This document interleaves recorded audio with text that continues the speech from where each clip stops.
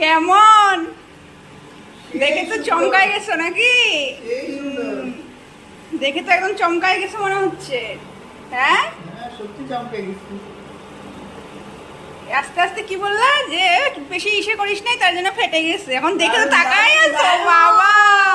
ইস, দেখো আমি রসগোল্লা বানাচ্ছি বন্ধুরা, বেশি বানাই নাই, জানি না হবে কি হবে না, সেই ভয়ে বানাইছি না, বেশি মানে অল্প একটু বানাইছি।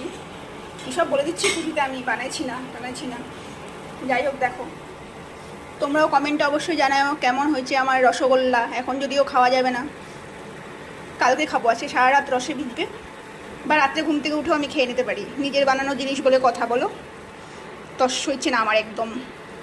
দেখো কি সুন্দর হয়েছে, আমি নিজেই তো অবাক, ওরে মাগো ওরে বাবা, ধোয়া একদম ধোয়া।